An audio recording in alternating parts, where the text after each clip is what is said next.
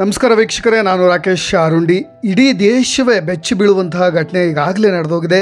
ನೇಹಾ ಹಿರೇಮಠ್ 23 ವರ್ಷ ವಯಸ್ಸಿನ ಹುಡುಗಿಯನ್ನು ಫಯಾಜ್ ಎಂಬಾತ ಕೊಲೆ ಮಾಡಿರ್ತಕ್ಕಂಥದ್ದು.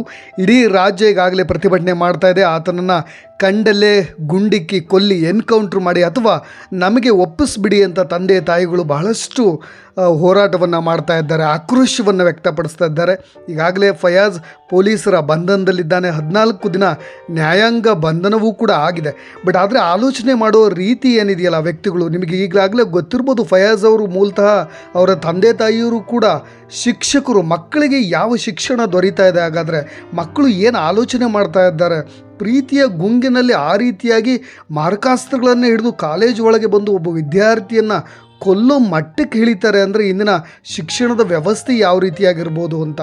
ಹೆಚ್ಚಾಗಿ ಯಾವುದೋ ಒಬ್ಬ ಕುಖ್ಯಾತಿ ಅಥವಾ ಕ್ರೂರ ವ್ಯಕ್ತಿಗಳಾಗಿದ್ದರೆ ಅಥವಾ ಆ ಬ್ಯಾಕ್ ಡ್ರಾಪ್ ಇದ್ದಿದ್ದರೆ ಒಬ್ಬ ವ್ಯಕ್ತಿ ಈ ರೀತಿಯಾಗಿ ಯೋಚನೆ ಮಾಡ್ತಾನೆ ಅಂತ ಹೇಳ್ಬೋದಿತ್ತು. ಬಟ್ ಆದರೆ ತಂದೆ ತಾಯಿಗಳು ಶಿಕ್ಷಕರಾಗಿದ್ದಾಗ ಮಕ್ಕಳಿಗೆ ಅವರು ಬೆಳೆಸೋ ರೀತಿ ಯಾವ ಮಟ್ಟಕ್ಕಿದೆ ಅಂತ ಹೇಳಿ ಇಲ್ಲಿ ಯೋಚನೆ ಮಾಡಬೇಕಾದ ಸಂಗತಿ. ಜೊತೆಗೆ ನೇಹಾ ಹಿರೇಮಠ್ ಅವರ ಬ್ಯಾಕ್ ಗ್ರೌಂಡ್ ನಿಮಗೆಲ್ಲ ಈಗಾಗಲೇ ಗೊತ್ತೇ ಇದೆ. ಮಹಾನಗರ ಪಾಲಿಕೆಯ ಸದಸ್ಯರು, ಇದೇ ಹುಬ್ಬಳ್ಳಿ ಧಾರವಾಡದ ಮಹಾನಗರ ಪಾಲಿಕೆಯ ಸದಸ್ಯರಾಗಿರ್ತಕ್ಕಂಥ ನಿರಂಜನ್ ಹಿರೇಮಠ್ ಅವರ ಮುದ್ದಾದ ಮಗಳು. ಈಗಾಗಲೇ ಫ್ಯಾಮಿಲಿ ತುಂಬ ಗೋಳಿಡ್ತಾ ಇದ್ದಾರೆ. ಜೊತೆಗೆ ಅವ್ರ ಫ್ಯಾಮಿಲಿ ಆಕ್ರಂದನ ಏನಿದೆಯಲ್ಲ, ಈ ಥರದ ನೀಚ ವ್ಯಕ್ತಿಗಳನ್ನು 4-5 ಬಾರಿ ಕಾಲೇಜಿನ ಕ್ಯಾಂಪಸ್ಗೆ ಒಳಗೆ ಬಂದು ಆ ಚುಚ್ಚೋದಿಲ್ಲ. ಆ ವಿಡಿಯೋಗಳನ್ನು ನೋಡಿದಾಗಲೇ ನಿಜಕ್ಕೂ ಫ್ಯಾಮಿಲಿಯವರು ಮಾಧ್ಯಮಗಳ ಮುಂದೆ ಕುತ್ಕೊಂಡು ಆ ಥರದ ವಿಡಿಯೋಗಳನ್ನು ನೋಡಲಿಕ್ಕೆ ಭಯ ಆಗುತ್ತೆ. ಆ ಥರದ ವಿಡಿಯೋದು ಕಾಲೇಜ್ ಕ್ಯಾಂಪಸ್ನ ಒಳಗೆ ಬಂದು ಅಲ್ಲಿನ ಮಾರಕಾಸ್ತ್ರವನ್ನು ತೆಗೆದು ಆ ಫಯಾಜ್ ಚುಚ್ಚಿ ಕೊಲೆ ಮಾಡಿರ್ತಕ್ಕಂಥದ್ದು. ಒಂದು ಸ್ನೇಹವನ್ನು ಪ್ರೀತಿಯಾಗಿ ಆಲೋಚನೆ ಮಾಡಿ ಅದೇ ಪ್ರೀತಿಯನ್ನು ತನ್ನ ಸ್ವಂತವನ್ನಾಗಿ ಮಾಡಿಕೊಳ್ಬೇಕು ಅಂತ ಕೆಟ್ಟ ಆಲೋಚನೆಗಳಿಂದ ಈಗಿನ ಪೀಳಿಗೆಯ ವಿದ್ಯಾರ್ಥಿಗಳು ಯೋಚನೆ ಮಾಡ್ತಾ ಇರ್ತಕ್ಕಂಥದ್ದು, ಈಗಿನ ಪೀಳಿಗೆಯ ಯುವಕರು ಯೋಚನೆ ಮಾಡ್ತಾ ಇರ್ತಕ್ಕಂಥದ್ದು ಬೆಚ್ಚಿ ಬೀಳಿಸುವ ಸಂಗತಿ. ಜೊತೆಗೆ ಆಗಿದ್ದೇನು ಅಂತ ಬಹಳಷ್ಟು ಸಾರಿ ಇದೇ ಕಾಲೇಜಿನ BVB ಕಾಲೇಜ್ ಏನಿದೆಯಲ್ಲ, ಸಂಜೆ 4:45 ಸುಮಾರಿಗೆ ಕಾರು ಹೊರಗೆ ನಿಂತಿರುತ್ತೆ. ಇದೇ ನೇಹಾ ಹಿರೇಮಠ್ ಅವ್ರನ್ನ ಕರ್ಕೊಂಡು ಹೋಗಲಿಕ್ಕೆ ಕಾರು ಹೊರಗೆ ನಿಂತಿರುತ್ತೆ. ಆದರೂ ಕೂಡ ಮಾರಕಾಸ್ತ್ರನ ಜೇಬ್ನಲ್ಲಿ ಹಿಡ್ಕೊಂಡು ಆತ ಒಳಗೆ ಬರ್ತಾನೆ ಅಂದರೆ ಅಲ್ಲಿನ ಸೆಕ್ಯೂರಿಟಿ ವ್ಯವಸ್ಥೆ ಹೇಗಿರಬೇಕು ಅಂತ. ಬಟ್ ಆದರೆ ಮೂಲತಃ ಯಾರೀತ ಹೇಗೆ ಪರಿಚಯ ಆಗಿತ್ತು ಅನ್ನೋ ಒಂದು ಸಣ್ಣ ಮಾಹಿತಿಯನ್ನು ನಿಮಗೆ ನೀಡಲೇಬೇಕು. BCA ಓದಬೇಕಾದ್ರೆ ಪರಿಚಯವಾಗಿತ್ತಂತೆ. ಆತನೇ ಹೇಳಬೇಕಾದ್ರೆ ಪೊಲೀಸರ ವಶದಲ್ಲಿದ್ದಾನೆ.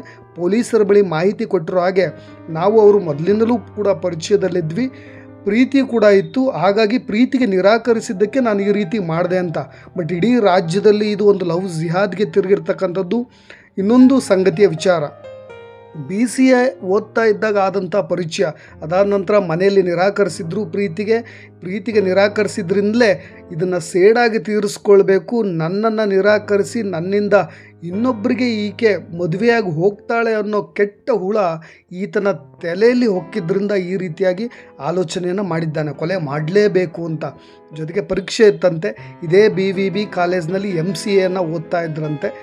MCA ಓದಿ ಎಕ್ಸಾಮ್ಗೆ ಅಂತ ಪರೀಕ್ಷೆ ಬರೀಲಿಕ್ಕೆ ಬಂದಂಥ ನೇಹಾ ಹಿರೇಮಠ್ ಸರಿಯಾಗಿ ಪ್ಲ್ಯಾನ್ ಮಾಡ್ಕೊಂಡಿದ್ದಾನೆ, ಬಂದೇ ಬರ್ತಾಳೆ ಇವಳು ಅಂತ. ಸೊ ಹಾಗಾಗಿ ನೇಹಾ ಹಿರೇಮಠ್ ಬರೋದನ್ನು ತಿಳಿದೆ ಕಾಲೇಜ್ ಕ್ಯಾಂಪಸ್ ಒಳಗೆ ನುಗ್ಗಿ ಅವಳನ್ನ ಮಾರಕಾಸ್ತ್ರಗಳಿಂದ ಹಲ್ಲೆ ಮಾಡಿರ್ತಕ್ಕಂಥದ್ದು.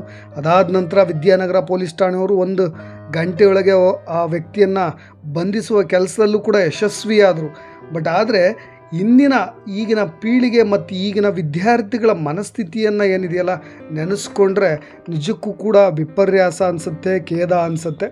ಆರಂಭದಲ್ಲಿ ನಾನು ಹೇಳಿದೆ, ನೇಹಾ ಪರವಾಗಿ ಈಗಾಗಲೇ ಹಿಂದೂ ಪರ ಸಂಘಟನೆಗಳು ಆಕ್ರೋಶವನ್ನು ವ್ಯಕ್ತಪಡಿಸ್ತಾ ಇದ್ದಾವೆ. ಅವ್ರನ್ನ ನಮಗೆ ಒಪ್ಪಿಸಬೇಕು, ಆರೋಪಿಯನ್ನು ಬಂಧಿಸಬೇಕು, ಗಲ್ಲಿಗೇರಿಸಬೇಕು, ಶಿಕ್ಷೆ ಕೊಡಬೇಕು, ಈ ರೀತಿಯಾಗಿ ಎಲ್ಲ ಥರದ ಪ್ರಯತ್ನಗಳನ್ನು, ಹೋರಾಟಗಳನ್ನು, ಆಕ್ರೋಶಗಳನ್ನು ವ್ಯಕ್ತಪಡಿಸ್ತಾ ಇದ್ದಾವೆ. ಬಟ್ ಮೃತ ಯುವತಿಯ ತಂದೆ ತಾಯಿಗಳಿಗೆ ಧೈರ್ಯ ತುಂಬೋ ಕೆಲಸ ಇದೆಯಲ್ಲ, ಅದು ನಿಜಕ್ಕೂ ಘೋರ ಅನಿಸುತ್ತೆ. ಆ ದೇವರೇ ಅವರಿಗೆ ಶಕ್ತಿ ಕೊಡಬೇಕು. ಮುದ್ದಾಗಿ ಸಾಕಿದಂಥ ಮಗಳು, ಪ್ರೀತಿಯಿಂದ ಸಾಕಿರ್ತಾರೆ, ಅರಗಿಣಿಯಂತೆ ಸಾಕಿರ್ತಾರೆ. ಆದರೆ ಏಕಾಏಕಿ ಈ ರೀತಿ ಗಿಡುಗನ ಕೈಲಿ ಸಿಕ್ಕು ಇಹಲೋಕ ತ್ಯಜಿಸೋದಿದೆಯಲ್ಲ, ಅದಕ್ಕಿಂತ ದೊಡ್ಡ ಪಾಪ ಇನ್ನೊಂದು ಇಲ್ಲ ಅನಿಸುತ್ತೆ. ಅವರು ಅಳೋದನ್ನು ನೋಡಿದಾಗ ಎಂತಹ ಕರುಳು ಆದರೂ ಚೂರು ಅನ್ನತ್ತೆ. ಅಂಥವ್ರಿಗೂ ಬೇಕಾದರೂ ಅದನ್ನು ತಡ್ಕೊಳ್ಳೋ ಶಕ್ತಿ ನಿಜಕ್ಕೂ ಭಗವಂತ ಅವರಿಗೆ ಕೊಡಬೇಕು. ಈಗಾಗಲೇ ಇದು ಲವ್ ಜಿಹಾದ್ಗೆ ತಿರುಗಿರೋ ಸಂದರ್ಭದಲ್ಲೇ ಕೂಡ ಗೃಹ ಸಚಿವರಾಗಿರ್ತಕ್ಕಂಥ ಪರಮೇಶ್ವರ್ ಅವರು ಕೊಟ್ಟಿರೋ ಹೇಳಿಕೆ ಮತ್ತೊಂದು ರೀತಿಯ ಮಗ್ಗಲನ್ನು ತೆಗೆದುಕೊಂಡಿರ್ತಕ್ಕಂಥದ್ದು, ಮತ್ತೊಂದು ರೀತಿಯಾಗಿ ಹೋರಾಟದ ಪ್ರಕ್ರಿಯೆ ಇನ್ನೊಂದು ಹಂತಕ್ಕೆ ತಿರುಗೋ ಪ್ರಕ್ರಿಯೆ ಕಾಣಿಸ್ತಾ ಇರತಕ್ಕಂಥದ್ದು. ಕಾರಣ ಇಷ್ಟೇ, ಇಡೀ ರಾಜ್ಯ ನೇಹಾ ಪರವಾಗಿ ಹೋರಾಟ ಮಾಡ್ತಾ ಇದೆ. ಆದರೆ ಸುದ್ದಿಗಾರರೊಂದಿಗೆ ಮಾತನಾಡಿರ್ತಕ್ಕಂಥ ಗೃಹ ಸಚಿವರ ಬಾಯಲ್ಲಿ ತುಂಬ ಸಿಲ್ಲಿಯಾದಂತಹ ಪದಗಳು ಬಂದಿದ್ದೆ ಈಗ ಬಹಳಷ್ಟು ಆಕ್ರೋಶಕ್ಕೆ ಕಾರಣ ಆಗ್ತಾ ಇರೋದು. ಯಾಕೆಂದರೆ ನೇಹಾ ಹಾಗೂ ಆರೋಪಿ ಫಯಾಜ್ ಪ್ರೀತಿ ಮಾಡ್ತಾ ಇದ್ದರು. ನಂತರ ನೇಹಾ ಅವನಿಂದ ದೂರವಾಗಲಿಕ್ಕೆ ಪ್ರಯತ್ನ ಮಾಡಿದ್ದಾಳೆ. ಅವನ ಮದುವೆಯ ಪ್ರಸ್ತಾಪವನ್ನು ತಿರಸ್ಕರಿಸಿದ್ದಾರೆ. ಇದರಿಂದ ಕುಪಿತಗೊಂಡಿರ್ತಕ್ಕಂಥ ಆರೋಪಿ ನೇಹಾಳನ್ನು ಹತ್ಯೆ ಮಾಡಿದ್ದಾನೆ. ಇದರಲ್ಲಿ ಯಾವುದೇ ರಾಜಕೀಯ ಇಲ್ಲ ಅಂತ ಅವ್ರು ಹೇಳಿರ್ತಕ್ಕಂಥದ್ದು. ಜೊತೆಗೆ ಘಟನೆಯ ಸಮಯದಲ್ಲಿ ನೇಹಾ ಅವ್ರ ತಾಯಿ ಕೂಡ ಅಲ್ಲಿದ್ದರಂತೆ. ಅವ್ರ ಮೇಲೆ ಹಲ್ಲೆ ಕೂಡ ನಡೆಸಲಾಗಿದೆ, ಆದರೆ ರಕ್ಷಣೆ ಮಾಡಲಾಗಿದೆ. ಇದರಲ್ಲಿ ಲವ್ ಜಿಹಾದ್ ಪ್ರಕರಣವನ್ನು ಸಾಬೀತುಪಡಿಸ್ಲಿಕ್ಕೆ ಯಾವುದೇ ಪುರಾವೆಗಳು ಇಲ್ಲ ಅಂತೇಳಿ ಸ್ಪಷ್ಟನೆ ಕೊಟ್ಟಿರ್ತಕ್ಕಂಥದ್ದು. ಗೃಹ ಸಚಿವರ ಬಾಯಲ್ಲಿ ಈ ರೀತಿಯಾದಂಥ ಪದಗಳು ಬಂದಿರತಕ್ಕಂಥದ್ದು ಇದೇ ಈಗ ಜನರ ಆಕ್ರೋಶಕ್ಕೆ ಗುರಿಯಾಗಿದೆ. ಯಾಕೆಂದರೆ ಒಬ್ಬ ಗೃಹ ಸಚಿವರ ಬಾಯಲ್ಲಿ ಈ ರೀತಿಯಾದಂಥ ಪದಗಳು ಬರಬಾರ್ದು ಅಂತ ಬಹಳಷ್ಟು ಕಡೆ ಆಕ್ರೋಶ ವ್ಯಕ್ತವಾಗ್ತಾ ಇದೆ. ಜೊತೆಗೆ ಇದೇ ನೇಹಾಳ ತಂದೆ ಸರ್ಕಾರಕ್ಕೂ ಕೂಡ ತಿರುಗೇಟನ್ನು ಕೊಡ್ತಾ ಇದ್ದಾರೆ ಮಾತುಗಳ ಮುಖಾಂತರ. ನಿಜಕ್ಕೂ ಆ ರೀತಿಯಾಗಿ ಮಾತನಾಡಬೇಡಿ ಅಂತ ಸಿದ್ದರಾಮಯ್ಯನವ್ರ ಬಗ್ಗೆಯೂ ಕೂಡ ನೇಹಾಳ ತಂದೆ ಆಕ್ರೋಶವನ್ನು ಹೊರಹಾಕ್ತಾ ಇರೋದು. ಸಿದ್ದರಾಮಯ್ಯನವರು ಇದು ವೈಯಕ್ತಿಕ ಕಾರಣಕ್ಕೆ ಆಗಿರುವ ಕೊಲೆ ಅಂತ ಹೇಳಿದ್ರ ವಿಚಾರವಾಗಿಯೇ ಕಾರ್ಪೊರೇಟರ್ ತಿರುಗಿ ಬಿದ್ದಿರ್ತಕ್ಕಂಥದ್ದು. ಇದು ವೈಯಕ್ತಿಕ ಕಾರಣಕ್ಕೆ ಆಗಿರೋ ಕೊಲೆ ಅಲ್ಲ, ನಾನು ಕಾರ್ಪೊರೇಟರ್, ನನಗೆ ಹೀಗಾದರೆ ಬೇರೆಯವ್ರ ಕಥೆ ಏನು ಅಂತ ಹೇಳಿ ಇದೇ ಸಿದ್ದರಾಮಯ್ಯನವರ ಹೇಳಿಕೆಯ ವಿರುದ್ಧ ನಿಂತಿರ್ತಕ್ಕಂಥದ್ದು. ಈ ತನಿಖೆಯ ದಿಕ್ಕನ್ನು ಬದಲಾಯಿಸಬೇಡಿ, ನಿಜಕ್ಕೂ ನಮಗೂ ಅವರ ಕುಟುಂಬಕ್ಕೂ ಏನು ಸಂಬಂಧ, ಈ ಕಾರಣಕ್ಕೆ ವೈಯಕ್ತಿಕ ಕಾರಣಕ್ಕೆ ಹತ್ಯೆ ಆಗಿಲ್ಲ ಅಂತೇಳಿ ಅವರ ತಂದೆಯವರು ಸ್ಪಷ್ಟನೆ ಮಾಡಿರ್ತಕ್ಕಂಥದ್ದು. ಸ್ವಂತ ಸರ್ಕಾರದ ವಿರುದ್ಧವೇ ಈಗ ನೇಹಾ ಅವರ ತಂದೆ ತಿರುಗಿ ಬೀಳ್ತಾ ಇರೋದು. ಯಾಕೆಂದರೆ ಘಟನೆಯ ಬಗ್ಗೆ ಪ್ರತಿಕ್ರಿಯೆ ನೀಡಬೇಕಾದ್ರೆ ಸಿದ್ದರಾಮಯ್ಯನವರು ಕೂಡ ಕೊಲೆ ವೈಯಕ್ತಿಕ ಕಾರಣಕ್ಕೆ ಆಗಿದೆ ಅಂತ ಹೇಳಿಬಿಟ್ರು. ಜೊತೆಗೆ ಕಾನೂನು ಸುವ್ಯವಸ್ಥೆ ಕರ್ನಾಟಕದಲ್ಲಿ ಚೆನ್ನಾಗೇ ಇದೆ, ಲವ್ ಜಿಹಾದ್ ಅಂತ ಹಂಟ್ ಹಚ್ಚಬೇಡಿ ಇದಕ್ಕೆ ಅಂತ ಅದನ್ನು ಸ್ಪಷ್ಟೀಕರಣ ಕೊಟ್ಟು ಅದನ್ನು ತಿರುಚುವ ಕೆಲಸವನ್ನು ಮಾಡಿದ್ರು. ಆಗ ಈ ಮಾತಿನ ಹೇಳಿಕೆಯ ವಿರುದ್ಧ ಈಗಾಗಲೇ ಕರ್ನಾಟಕ ರಾಜ್ಯದಂಥ ಸರ್ಕಾರದ ವಿರುದ್ಧ ಭಾಳಷ್ಟು ಆಕ್ರೋಶ ಕೂಡ ವ್ಯಕ್ತವಾಗ್ತಾ ಇದೆ. ಆರೋಪಿಗೆ ಶಿಕ್ಷೆ ಆಗಬೇಕು ಅನ್ನೋದು ಒಂದು ಕಡೆ ಇರಲಿ, ಬಟ್ ಆದರೆ ಇತ್ತೀಚಿನ ಪ್ರಕರಣಗಳನ್ನು, ಅನೇಕ ಘಟನೆಗಳನ್ನು, ಜೊತೆಗೆ ಈ ಥರದ ದುರಂತಗಳನ್ನು, ಆಘಾತಗಳನ್ನು ಕೇಳಿದಾಗೆಲ್ಲವೂ ಕೂಡ ಹಾಗೆ ಅನಿಸುತ್ತೆ. ಜೊತೆಗೆ 17 ಬಾರಿ ಕೊಚ್ಚಿ ಹಾಕೋದು, 20 ಬಾರಿ ಕೊಚ್ಚಿ ಹಾಕೋದು, ಕಣ್ಣು ಮುಂದೆಯೇ ಕೊಲೆಗಳನ್ನು ಮಾಡೋದು, ಸಮಾಜದ ಭಯವಿಲ್ಲದೆ, ಕಾನೂನಿನ ಭಯವಿಲ್ಲದೆ ಈ ರೀತಿಯಾದಂಥ ಘಟನೆಗಳು ಪದೇ ಪದೇ ಮರುಕಳಿಸ್ತಾ ಇರೋದನ್ನು ನೋಡಿದಾಗೆಲ್ಲವೂ ಕೂಡ ಅಚ್ಚರಿ ಅನಿಸುತ್ತೆ, ದಿಗಿಲಾಗುತ್ತೆ.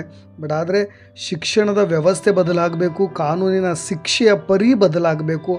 ಆಗ ಮಾತ್ರ ಇಂತಹ ಕೃತ್ಯಗಳನ್ನು ಎಸತಕ್ಕಂತಹ ನೀಚ ಮನಸ್ಥಿತಿಯ ವ್ಯಕ್ತಿಗಳು ಬದಲಾಗಲಿಕ್ಕೆ ಸಾಧ್ಯ. ಅವರಿಗೆ ಕಾನೂನಿನ ಭಯವಿಲ್ಲದೆ, ಅವರಿಗೆ ಕಾನೂನಿನ ಆತಂಕವಿಲ್ಲದಿದ್ದರೆ ಈ ರೀತಿಯ ಘಟನೆಗಳು ಮತ್ತೆ ಮತ್ತೆ ಆಗುತ್ತಲೇ ಇರುತ್ತೆ. ಬಟ್ ನೇಹಾ ಹಿರೇಮಠರವರ ಪ್ರಕರಣಕ್ಕೂ ಸಂಬಂಧಪಟ್ಟಂತೆ ಆರೋಪಿಗೆ ಯಾವ ಶಿಕ್ಷೆ ಆಗುತ್ತೆ, ಸರ್ಕಾರ ಅವನಿಗೆ ಯಾವ ಕ್ರಮಗಳನ್ನು ತೆಗೆದುಕೊಳ್ಳುತ್ತೆ, ಅಥವಾ ಇದು ಲವ್ ಜಿಹಾದ ನಿಜವಾ ಅಲ್ವಾ ಅನ್ನೋದು ಮತ್ತು ಇನ್ನು ಮರು ತನಿಖೆಯ ನಂತರ ಗೊತ್ತಾಗಬೇಕಾಗಿದೆ.